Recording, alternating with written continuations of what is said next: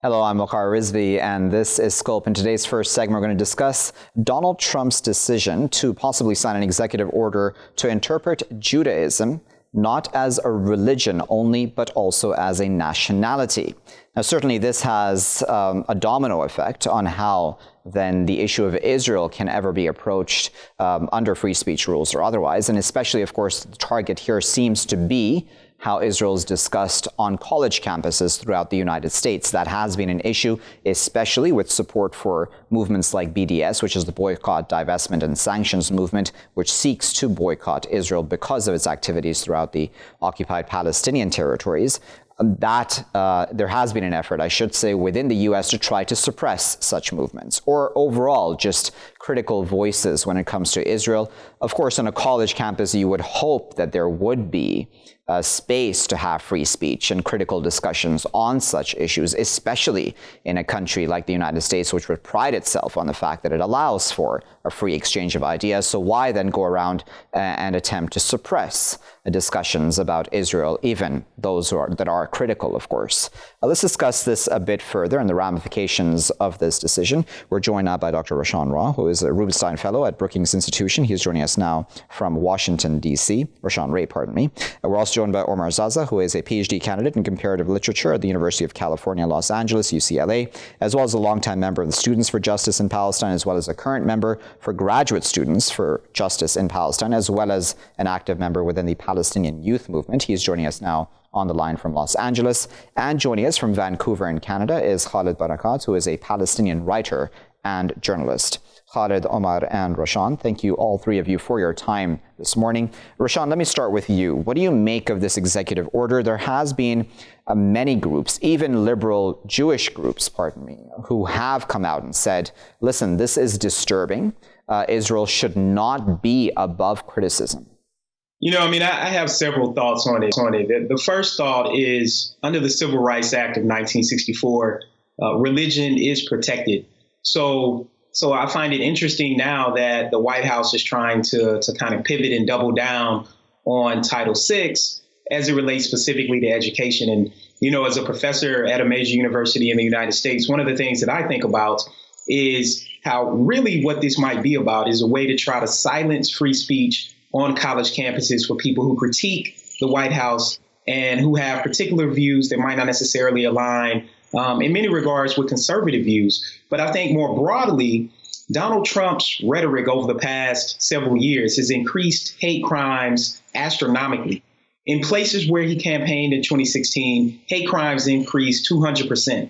In 2018 alone, hate crimes against Jews, particularly in the United States, were nearly 2,000. That was about 5 per day. And on college campuses are definitely ill-equipped oftentimes to really handle hate crimes. And that's because they hide behind First Amendment rights and free speech. So I don't necessarily see this as something that should specifically be directed toward one particular group. But we need to better have college campuses be able to defend individuals who are victims of hate crimes, which oftentimes are individuals who are part of ethnic minority groups, individuals who are immigrants, and the like. Indeed. Khaled, what do you make of this situation? Because it was just after Trump gave what many would term an anti-Semitic speech. And in fact, many of the Jews within the U.S. have argued that this very move is also anti-Semitic, in fact. Absolutely. I mean, it's really been established that the president of the United States is a racist and a bigot.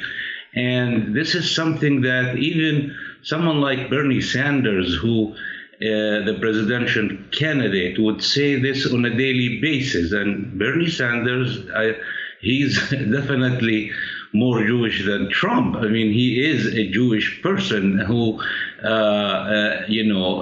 calls Trump all the time on his racist remarks, not just attacking, remarks against immigrants and refugees, but including remarks that it's anti-Semite. And, there is so many of it that if I start quoting, we will not finish. The reason that Trump is doing what is he doing and this executive order is to please the Israeli lobby and to cash votes and money in order to win the elections. We know that everything that Trump is doing to please his friend Benjamin Netanyahu in Tel Aviv is to secure a winning in the election. And this is really important to also highlight that this executive order comes, when Palestinians are marking the 71st anniversary of the International Resolution 194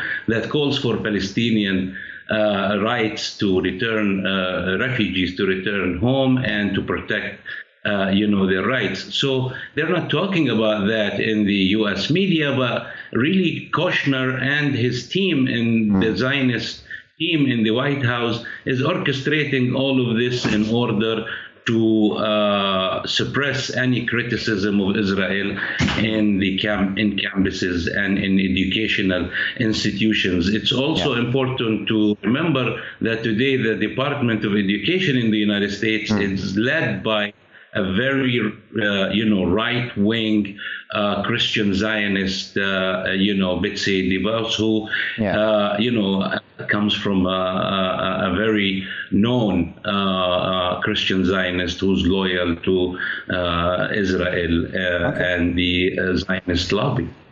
So Omar, as I earlier as well, a lot of American Jews themselves, in fact, see this very executive order as anti-Semitic too, because then they say, and I'm quoting one of them now, that this order defines Judaism as a nationality, promoting the bigoted idea that American Jews are not, American themselves and are separate from that definition. That too is disturbing, is it not?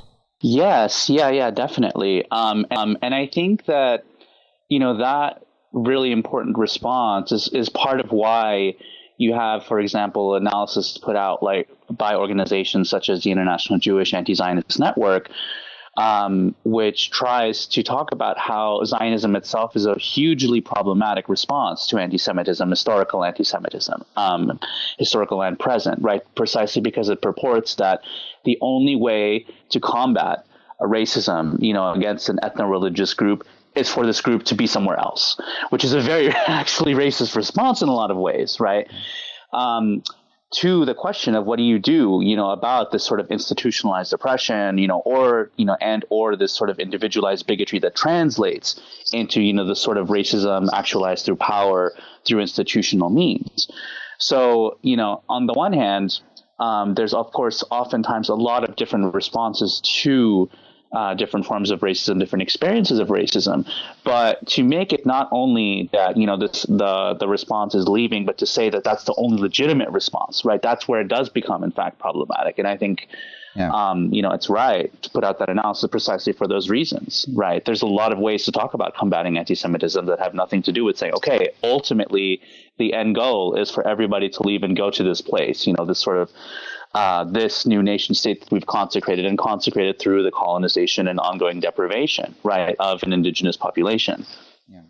So, Rashawn, going back to what you made earlier, and I'm glad you brought that up about the fact that there are many hate crimes that take place in campuses throughout the United States, and we can argue, of course, around the world. But if we're talking just specifically about the United States, how does then one balance the need for then free speech, and even free speech on areas which are very sensitive, such as, for example, Israel and its policies towards Palestinians, because that is sensitive, certainly, within the United States. How does then one approach that in a fashion which balances out then not having more anti-Semitism on campus, but at the same time allowing for free speech where there should be legitimate criticism allowed for?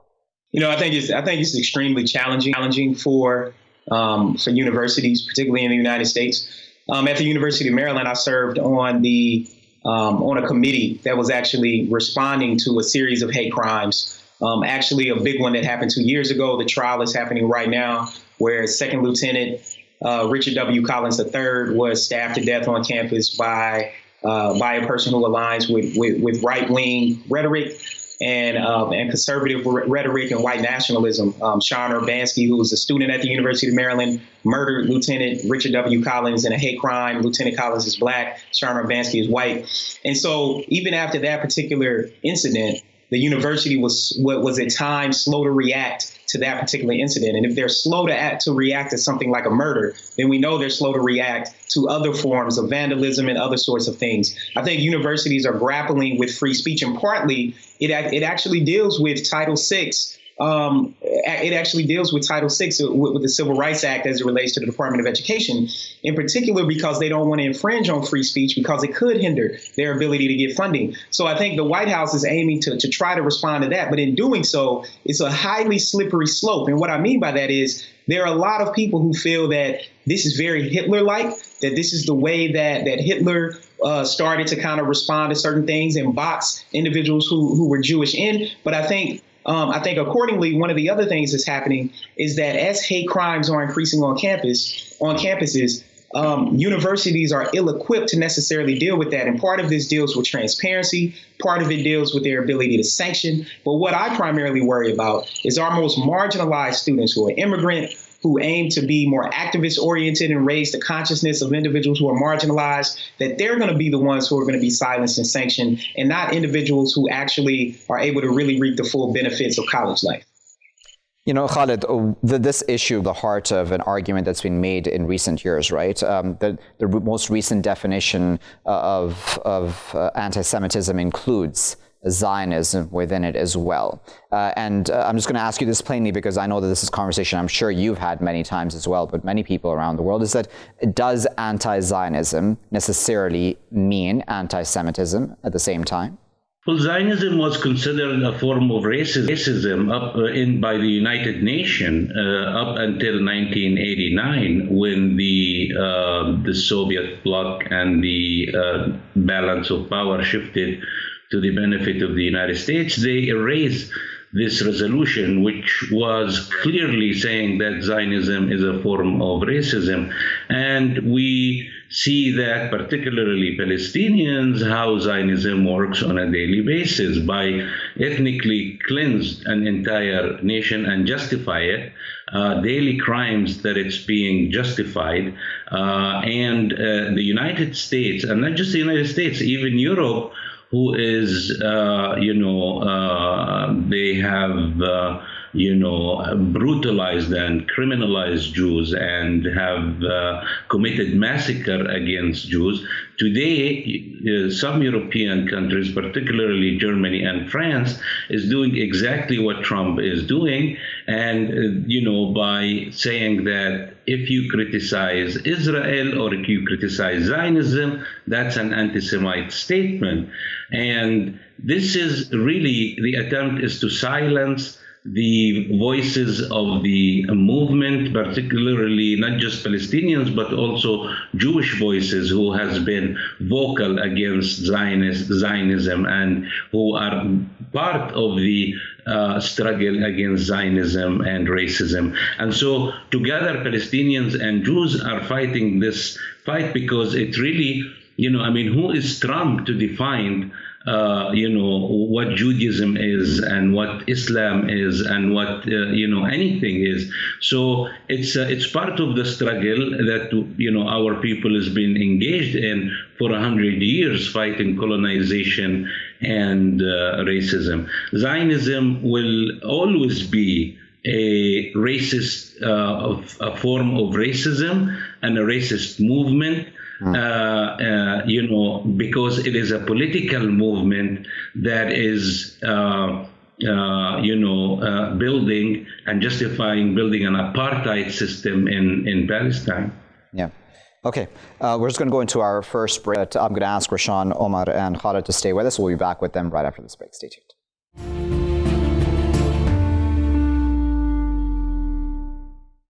Thank you for staying with us, viewers. We're still here with Rashawn, Omar, and Khaled, when we're discussing, of course, this executive order that Donald Trump has set to sign about labeling Judaism not just as a religion, but as a nationality as well. Omar, just before going into the break, Khaled was discussing how Zionism is a political idea, right? And of course, if we view Israel, as is told to the rest of us, as a responsible country, as part of the nation states of the world, then why should it ever be above criticism, do you think? Right. Yeah. Thank you. That's a great question, and one of the most fundamental ones, I think, to really beginning to access the real dynamics at play. As was mentioned, of course, Zionism itself is a political ideology, right? And its resurgence, within the 19th century, or it's sort of political revamping, you might say, as ultimately at root a political movement that uses kind of cultural religious terminology. I think really gives a great entry point into understanding some of the, I think what the question alludes to as being kind of, the type of language and terminology that seems to point towards one thing at the surface, but at heart is something else, right? So oftentimes, with these debates, you have things, that are often sort of sweeping, basically political maneuvers to, uphold, the opposition to criticism of Israel and some of the most basically what you might call official channels, right? And these are often talked about as being, efforts to combat racism, but in fact, right, they're anything but, because we know at heart that what's really going on is, the making sure that Israel itself, as a state is immune to any and all criticism. But the fact that, this can be done under the guise of combating racism, under the guise of combating bigotry, it's not really accidental, because this has been, basically the project of Zionism itself in a lot of ways from the get-go, and what we might call really modern political Zionism from the 19th century and on, right? So, and I think this is also really important to understanding a larger mechanism by which conservatism itself operates in a lot of times in this country, which is that, and this isn't something that's coming out just from my own analysis, but if you look at, political theorists like Corey Robin, there's this idea that conservatism in a lot of ways, and its different iterations and the different movements that sort of catch on within its thought are oftentimes, inherently reactionary to movements that are further left on the spectrum.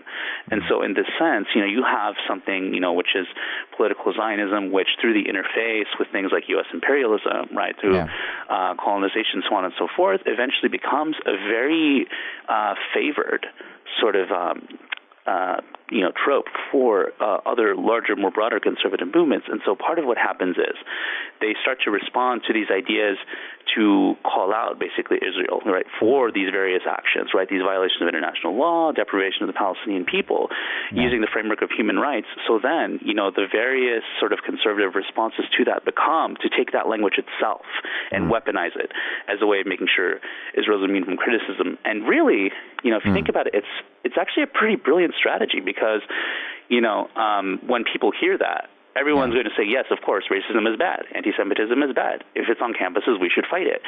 So that's also, I think, a good way of showing how these types of techniques, these strategies, they're not really about people on either side of the spectrum, right? Those who do and don't support Palestinian rights, because we've made up our minds. What they're really about is everybody else who's kind of caught up in the middle, right? People who don't really know and they're well-intentioned, right? And it's kind of the same thing we saw. I'm not sure if this was mentioned before we went to the break, but it's something similar to what happened with Mark Lamont Hill, for example, right? When you have somebody who says, a free Palestine from the river to the sea, very straightforward, saying, I believe in a free Palestine, I believe that this territory should be free, and people should not live, under the organizing structure of a colonial state, right? Which is something a lot of Israelis say, which is something a lot of Jewish people say as well. Indeed. But what happens is that thing gets taken and it gets contorted to saying, oh no, this is support for anti-Jewish bigotry, for genocide against the Jewish people. Not what is said in the moment. The moment is something expressing, basically this free territory where people live, under equality rather than colonization. Okay, and on that point, and I wanted to, in fact, ask you, Rashawn, as well about that. Again, this point about Israel as a country being above criticism, that would be disturbing for any country, right? Anywhere in the world. I mean, that's like saying the United States should never be criticized anywhere in the world, be it within the U.S. or be it outside. And that if one were to even, if I were to take a better example, let's just, pick on Vatican City, for example, and say that, listen, you should never criticize Vatican City because it represents, the Catholic Church, that would mean anti-Catholic, discussion or anti-Catholic hatred in some way. That doesn't really make sense, right? Because, sure, Israel labels itself as a Jewish state, etc., but at the same time, it is a country, and countries are open to criticism, surely?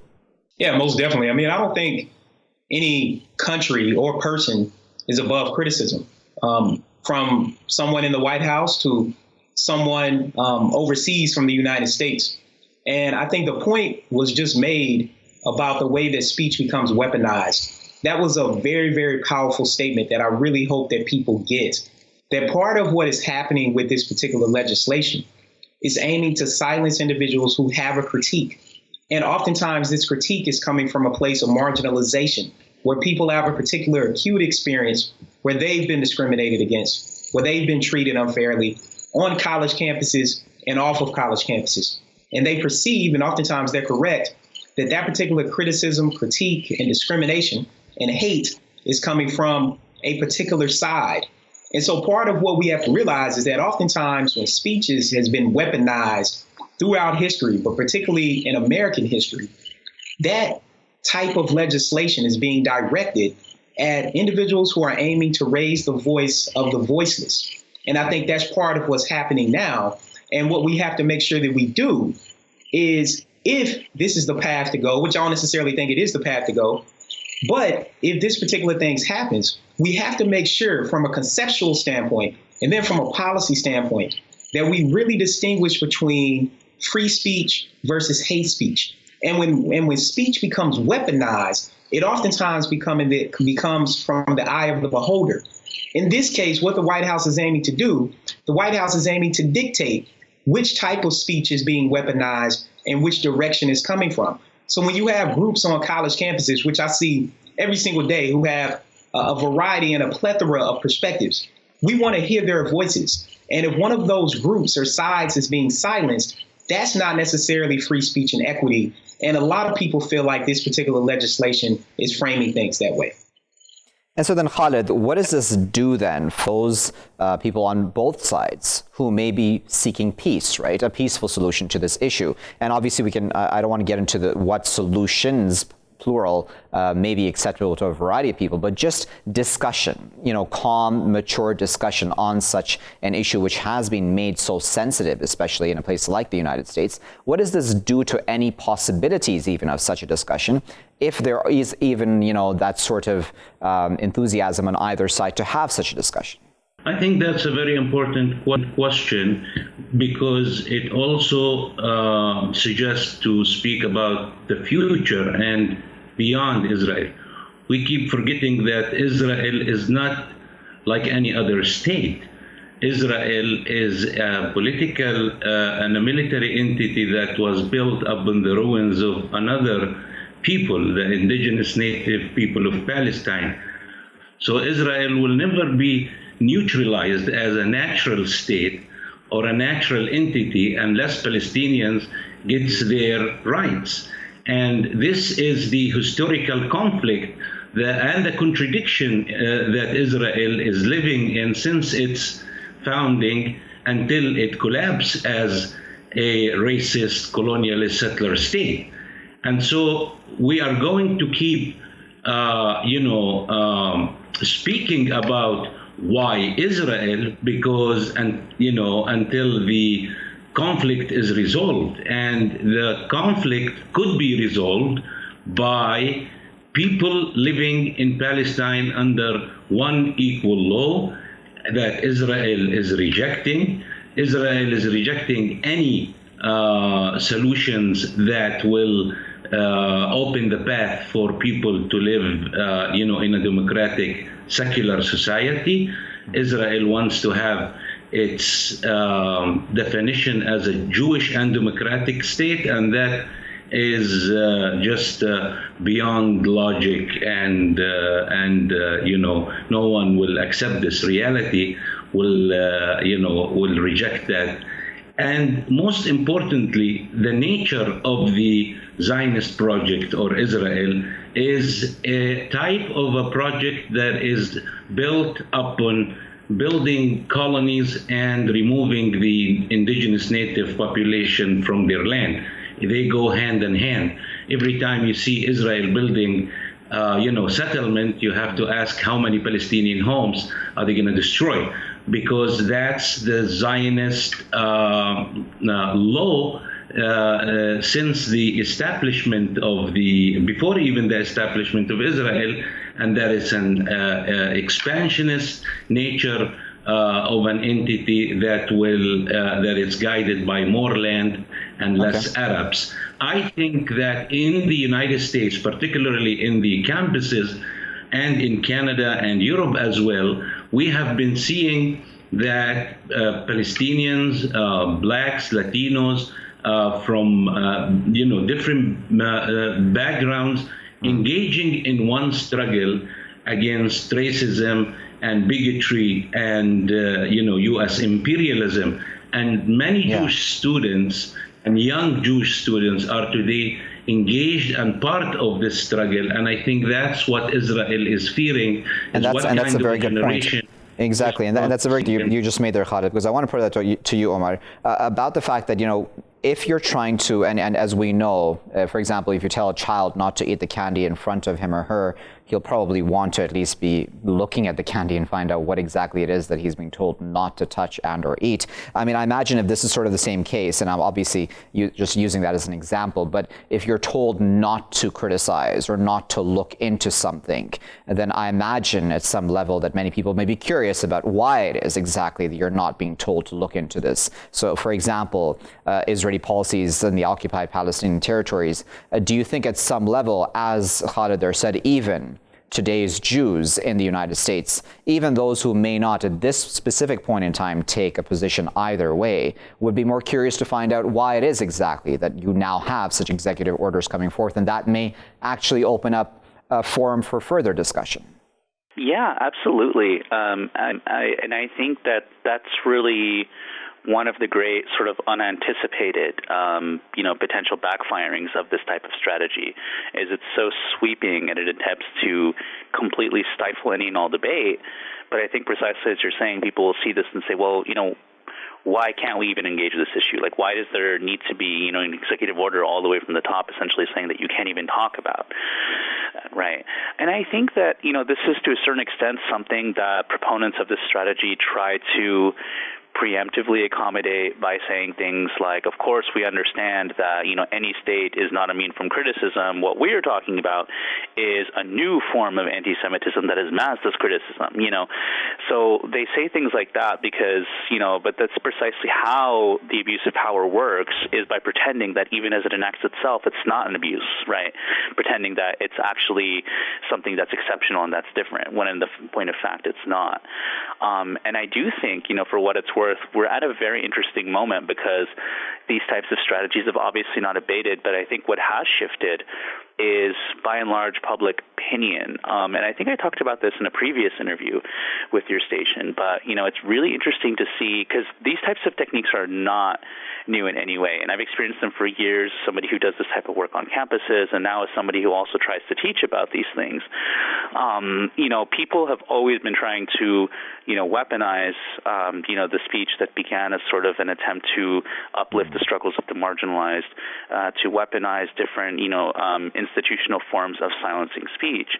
But what's new is that this seems to be happening increasingly at a moment where there is a shift in general public opinion, and particularly from younger demographics and upwards. Right. So I think a lot of what we're seeing in terms of those who support this type of strategy and the blowback is often coming from the basically the more sort of entrenched elements of the political establishment, for lack of a better term. So when Ilhan Omar, Rashida Tlaib, even Alexandria Ocasio-Cortez, when they make their criticisms of Israeli policy, right, by and large, the younger perspectives are beginning to, if they don't immediately support the position, at least be like, oh, okay, well, I hadn't thought about that. Maybe I will look into it. And so you're seeing Omar, I'm going to cut you off. I do apologize for interrupting you, but unfortunately, the clock has gotten the best of us. We do sincerely appreciate Omar, Khaled, and Rashawn for their time today. That was a great conversation. And we've tried to get to you viewers, of course, the perspective on this issue of labeling Judaism, not just as a religion, but as a nationality, an executive order by the President of the United States that would do that. That is certainly disturbing, because what does this mean then for free speech, at the same time balanced out with the fact that anti-Semitic crimes are on the rise within the United States as well. And this very president himself has been accused of anti-Semitism not too long ago, in fact, just a few days ago, in a speech he gave to Jews in the United States. Some of those Jews, of course, the Israeli Jews, supporting him even now, saying that no, he didn't mean to be anti-Semitic, but the tropes are something that even historically have been mentioned about Jews. The likes of even Hitler mentioned many of the same things, labeling Jews as a nationality, not just as a religion. Again, then questioning where their loyalty lies and whether the American Jews can really be American to begin with. Disturbing, certainly, and obviously then the major issue also then being, what does this mean for Palestinians? What does this mean for discussion about criticism of Israel on campuses throughout the United States? That isn't in keeping with the tradition of what school campuses, university campuses, I should say, must be like. They should be places and spaces for free discussion and for further discussion even on sensitive issues such as Israel-Palestine, because how else will we resolve this if the next generation is not able to exchange ideas freely?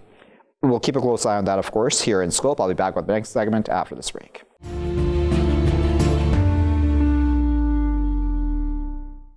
Welcome back, viewers. You're still here in Scope with me, Waqar Rizvi. In this segment of today's show, we're going to discuss Islamophobia coming out of the United Kingdom. Now, there's been a case in the UK where a 40-year-old woman choked a 14-year-old Muslim girl with her own hijab in a brutal attack on a bus, and in fact, just outside of the bus as well, on the floor close to that bus. Also, all of this, of course, coming out because of the Islamophobic views of that woman, that 40-year-old woman, as well as her partner, her male partner, that is, who verbally initially attacked 4 Muslim girls who were in hijab at that time in the UK. Let's discuss that a bit further and the disturbing news that has come out about the police actually letting go of these 2 suspects at this time. The male is still under investigation, while the female at this time has been let go, seemingly just with a warning. That, of course, also going to show the light hand that police are using in this case.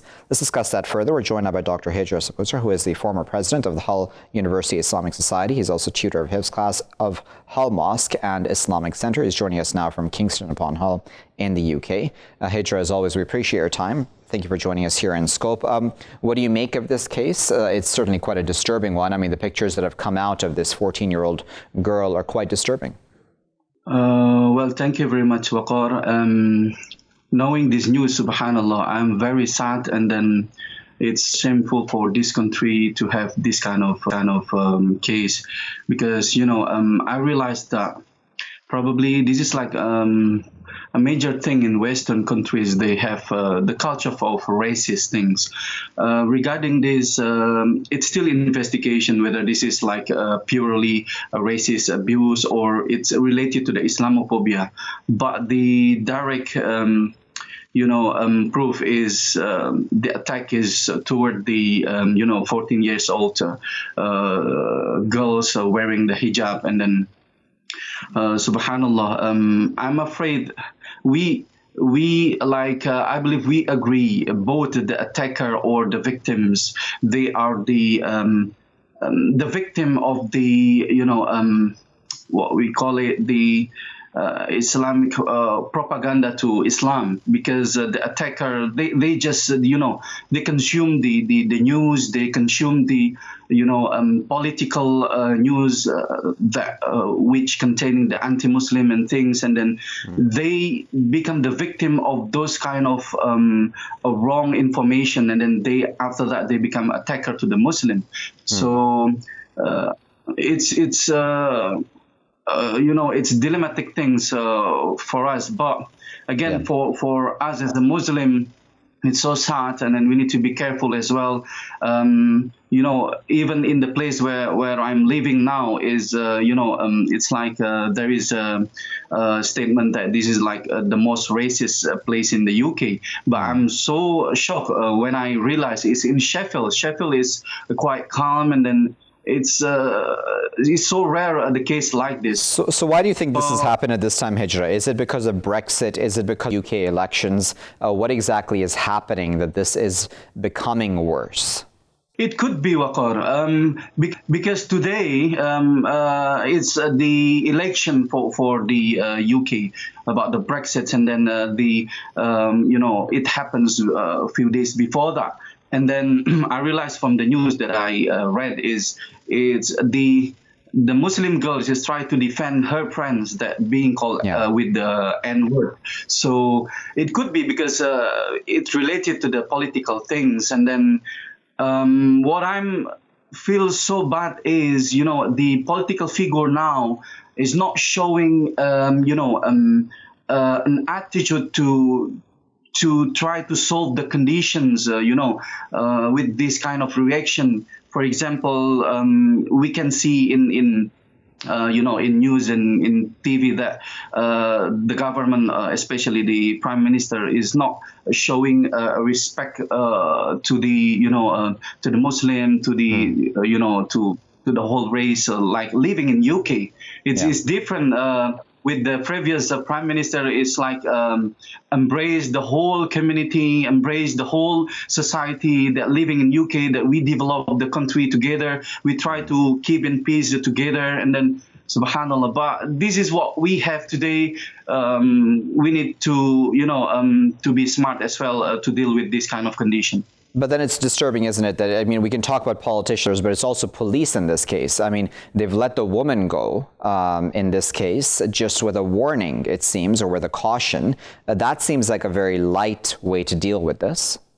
Yes, it is, Waqar. I'm so surprised as well when I realized the woman who attacked is just released with the caution. It should be like that. It shouldn't be like that because Islamophobia, racist thing is something serious here. I don't know how the police deal with this, but they need to have more concern about this. To protect the citizen here. The people here who are living in this country. If not, subhanallah, we can see to the Muslim girl who were attacked. She's being traumatic. She's so much scared. And then if the woman is released, and then, potentially it will happen again in the future, probably with the same person, probably with the other Muslim girls, subhanallah. So they need to deal with this with more concern, and then how to make the condition conducive, and then try to give solution to the society. So then how should Muslims in the UK deal with the situation, do you think? Women obviously will go out and be part of society, even those who are wearing the hijab. How should they deal with the situation? Because then this seems that increasingly it's the women who are coming and becoming the target at this time of Islamophobia. Yeah. Regarding the Islamophobia, we can, deal with this to see how worse it is outside there. If the condition is so much bad, and of course we need to hold not to go out. But again, I think it's so rare case happen, hopefully. But because the thing like this shouldn't stop us with our activities, because we are here the citizen of the UK. We are British people, and then how could, because of this thing, and then we cannot do our activities, cannot go to school, cannot go to work, go to the market. But the thing is, as a Muslim, I encourage to the whole brothers and sisters, we have Allah, inshallah. Whenever we go, wherever we go, when you go out, make dua with the dua when we go out. Bismillah tawakkaltu ala Allah, la hawla wa la quwwata illa billah. Inshallah, even though we face this kind of condition, Allah will protect us from bad things, inshallah. Very well, Hijrah, we'll leave it there at that, but of course we appreciate today was Hijrah Saputra speaking to us there from Kingston upon Hull. As Hijrah there mentioned, of course, this issue of Islamophobia is coming to the light and into the spotlight a lot more now, especially in a country like the UK, which is suffering right now, going through the pains of Brexit, as well as, of course, this UK election, which currently, of course, Britons are voting in today as well, as of this recording, that is, and we'll know the results of that tomorrow to see if Boris Johnson will be voted back in. He's, of course, spoken about Muslim women specifically and Muslims in general in very derogatory terms in the past, and probably still holds those views at this point in time. So when politicians allow for this sort of Islamophobic atmosphere to grow, one is not surprised then that Muslim women, especially those in veils who are most visible then, of course, as symbols of Islam, would then be attacked in buses and otherwise. We'll leave it there for now, though. I've been Waqar Rizvi. Thanks for watching this edition of Scope.